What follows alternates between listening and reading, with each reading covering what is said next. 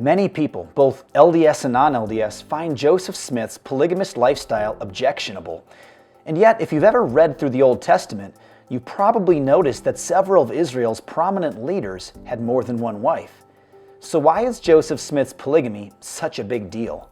Here are 5 reasons.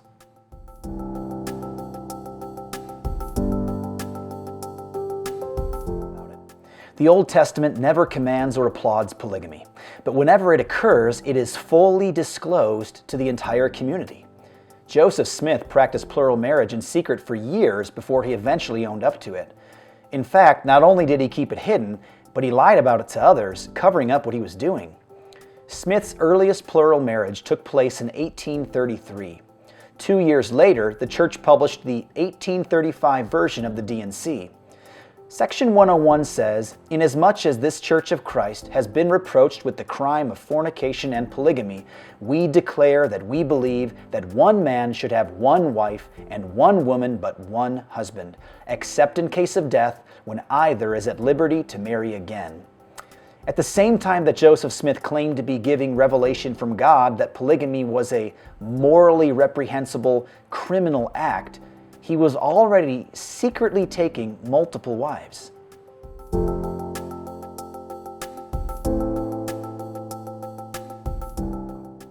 Throughout the entire time that Joseph Smith and the other Mormon leaders practiced polygamy, it was strictly prohibited by law. It was not part of the social fabric of 19th century American culture, but was introduced by Joseph Smith to those under his influence. This makes the polygamy of Joseph Smith altogether different than polygamy in other times and cultures in which it was already socially acceptable. Furthermore, because he bore false witness about his practice of polygamy and coveted other men's wives, he broke the most clear and basic expression of God's moral law, the 10 Commandments.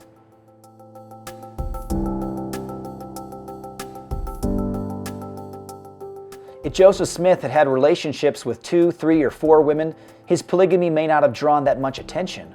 But what makes this part of his life so distasteful is the sheer number of his multiple wives. An LDS.org article officially posted by the LDS Church in October of 2014 admitted that Joseph Smith had as many as 40 wives, ranging from the age of 14 to 56. In 1 year alone, Joseph Smith acquired as many as 18 plural wives. Not only does Jesus teach us that God's plan for marriage has always been one man and one woman, but the Old Testament specifically forbids a leader of God's people from acquiring many wives.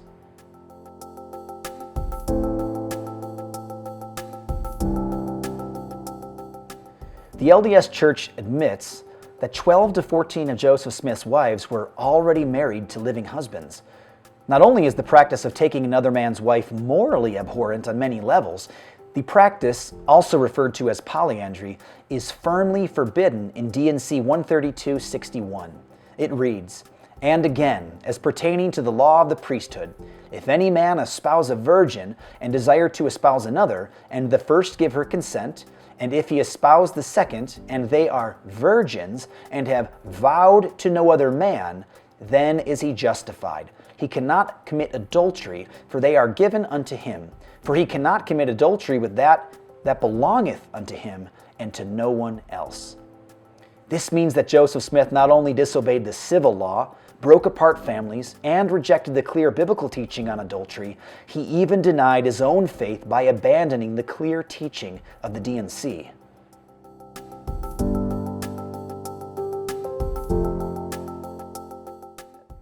The New Testament gives very specific qualifications for church leadership.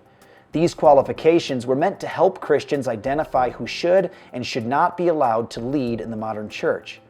The 2 most specific lists of these qualifications can be found in the letters of 1 Timothy and Titus, both of which explicitly prohibit polygamy.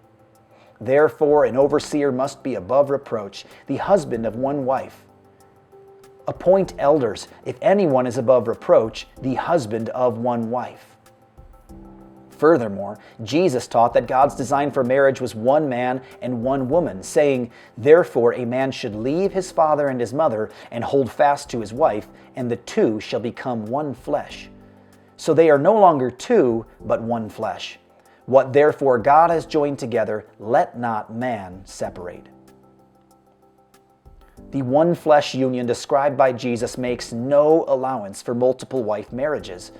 The Bible commands that if anyone is guilty of these charges, not only is he disqualified from leadership in God's church, but he should be silenced, since he is upsetting whole families by teaching for shameful gain what he ought not to teach.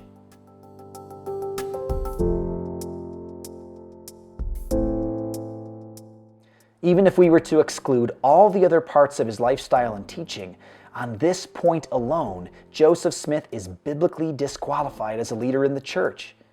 Anyone, then, who desires to love and follow God is firmly commanded to reject his teaching. And that's why Joseph Smith's polygamy is such a big deal.